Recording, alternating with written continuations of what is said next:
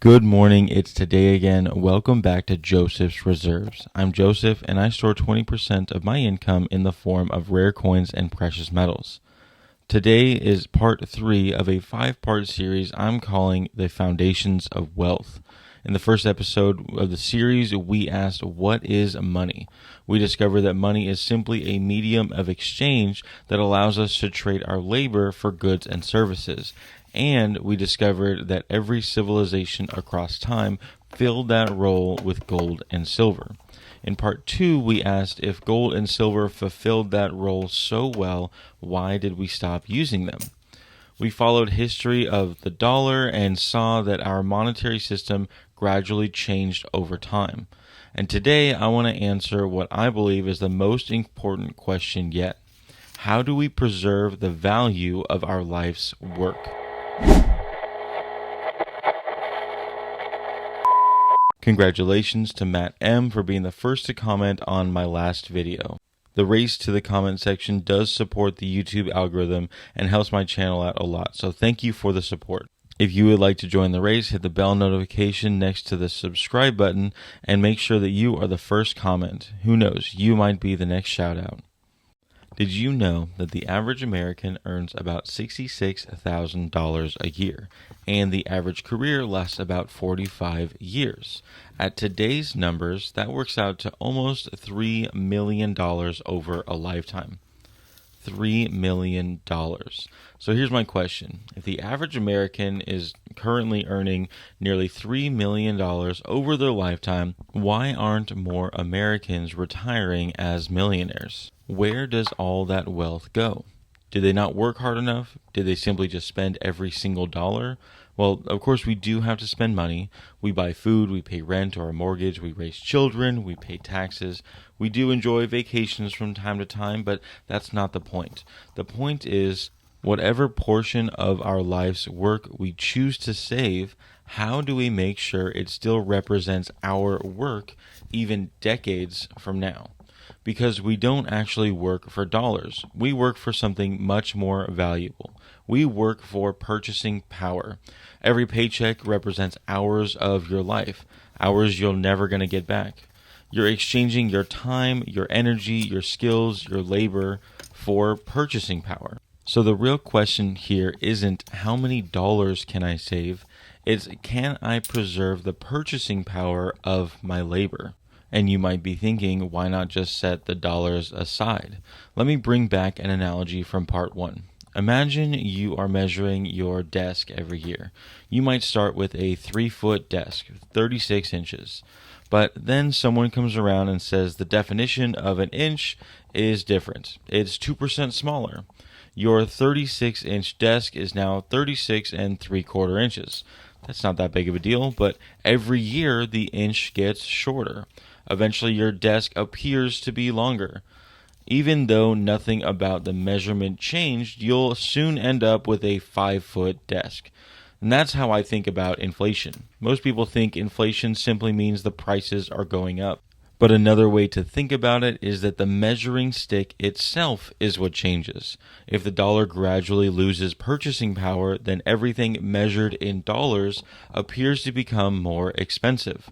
So the question now becomes, can we measure our wealth with something more consistent? So imagine if we had the ability to create some sort of time capsule. Not a time capsule filled with photos or newspaper clippings, a time capsule filled with purchasing power. Imagine taking a portion of your work today, locking it away, and opening it 50 years from now.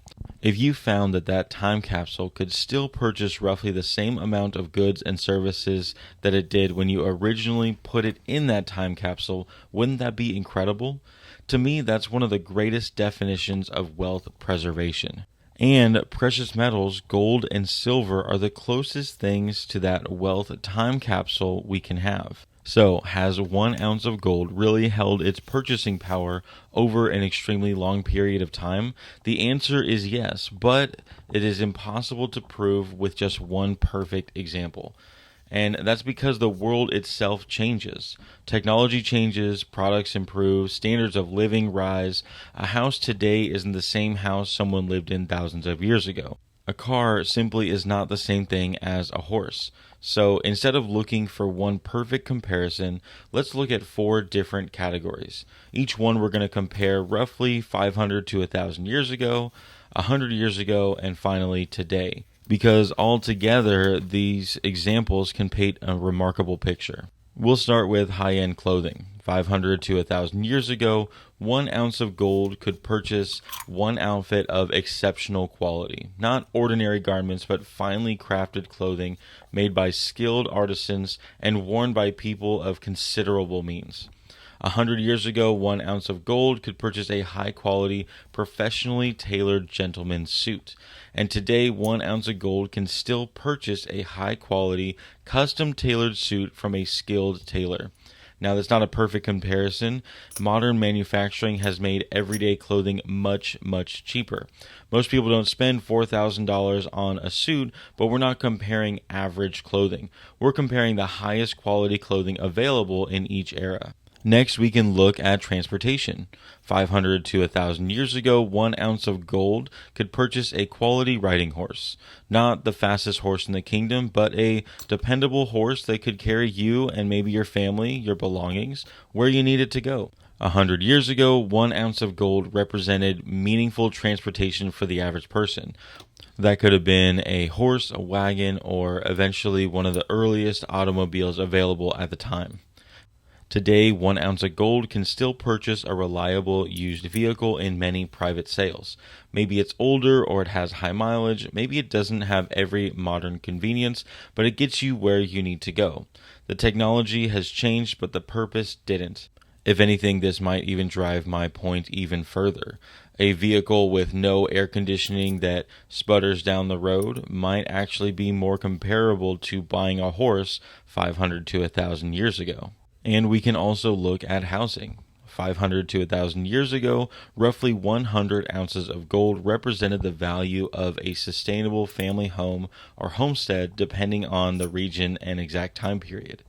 100 years ago, there's a commonly cited comparison that a modest American home often costs around 100 ounces of gold.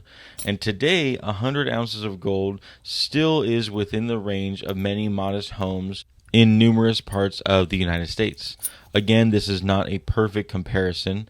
Homes today have electricity, indoor plumbing, heating, air conditioning, modern installation, and it's also a known fact that modern houses are built with lower quality materials.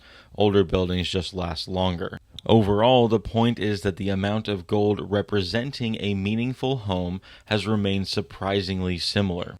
Lastly, let's look at what might be the most important comparison of all, labor. Because every dollar we earn represents something much more important. It represents our time, our energy, our skills, our life. And throughout history, the way we measure the value of our labor has been one of the biggest questions. If we go back 500 to 1,000 years ago, a skilled craftsman was not paid in dollars. They were paid in the currency of their time, and when we translate those wages into gold, a skilled worker would have the earning of about 2 ounces of gold per month. Now, if we move forward to about 100 years ago, a skilled worker in the early 1900s would earn the equivalent of around 10 ounces of gold per month. But if we compare that to today, a skilled worker today may earn roughly 1 ounce of gold per month. Now, does that mean that people are working less? No. It doesn't mean that people are less skilled. It doesn't mean that people today don't deserve the same prosperity. In fact, many people today are more productive than any generation before them. We have better tools, better technology, more knowledge, more efficiency. But when we measure our wages in gold, we see something interesting. The amount of purchasing power represented by a month's labor has changed. And this is why so many people feel like they are working harder, making more dollars, yet still struggling to get ahead. Because the number on the paycheck is not the same thing as the value of the paycheck. A person can receive a larger number of dollars every year and still have less purchasing power. And that is the hidden problem. The challenge isn't just earning money. The challenge is preserving what that money represents, because your paycheck is not the goal. Your paycheck is simply a measurement of your labor in today's dollars. The goal is to make sure that the value of your labor survives. And that brings us back to gold. Gold is not valuable because it makes you rich, because it just does not.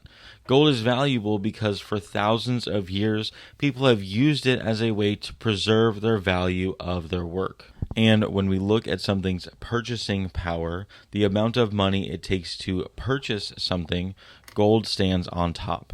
So none of these examples are perfect. They can't be. The world changes too much. But that's exactly the point. Civilizations changed, governments, technology, transportation, construction, clothing, it all changed. And through all of it, 1 ounce of gold continued to represent a meaningful purchasing power. Now compare that to a paper currency. 100 years ago, a $20 bill represented 1 ounce of gold. Imagine placing a $20 bill in a safe 100 years ago. Given that today it's not some highly collectible $20 bill, that $20 might pay for a lunch or dinner for 2 or a few gallons of gasoline. The number on the bill didn't change, but the purchasing power did. The ounce of gold tells a different story, not because it bought the exact same products, but because it preserved far more purchasing power than the $20 bill once represented. That's why I don't think of gold as preserving dollars. I think of it as preserving the value of work itself. Now, let me be clear though, gold doesn't magically create wealth. Gold doesn't build companies. Gold doesn't pay dividends. It doesn't produce rental income. It doesn't invest in new technology. Gold isn't productive on its own. It's a different purpose. Gold's job isn't to create wealth. Gold's job is to help preserve wealth. And those are two completely different things. We can think of it like a battery. A battery doesn't create electricity. It simply stores it until you need it. That's how I think about precious metals. They store purchasing power. They store value of labor. They allow you to take a portion of today's work and carry it to tomorrow. So really, is gold a hedge against inflation? I actually think the better question is, can gold preserve its purchasing power over long times? And the answer is absolutely. Because that's what inflation ultimately steals, not dollars, purchasing power. Gold and silver aren't about chasing higher prices, they're about preserving the value of the work we've already completed. They're about taking today's labor, freezing it in time, and allowing that labor to retain the value decades from now. To me, that's what wealth preservation is all about. This series is called Foundations of Wealth, not Foundations of Investing or Foundations of Speculation, because true wealth isn't measured in how many dollars you have. It's measured in how much purchasing power you've preserved. In part 1, we learned about what money actually is, and in part 2, we talked about why gold and silver gradually disappeared from everyday circulation. Today, we've answered a different question. How do we preserve the value of our life's work? Because we don't work for dollars, we work for purchasing power. And in my view, gold and silver remain one of history's greatest time capsules for wealth. In the next episode, we'll answer one of the most practical questions in precious metals. If gold and silver both preserve wealth, why own both? Why not all gold or why not all silver? What role does each play in a long-term strategy? So I'll see you in part 4. If you like this video, make sure to hit the like button, go down to the comment section to start a conversation or continue one. Share this video with someone you think may like it or someone that may need to hear this. Subscribe if you haven't already, and to my long-term subscribers, thank you so much for your continual support. Make sure you go to josephsreserves.com to check out my merchandise, zip-up bags, coffee mugs, and the It's Today Again coffee. But most of all, thank you so much for watching. And just remember, every ounce adds up. So no matter how small, just keep stacking.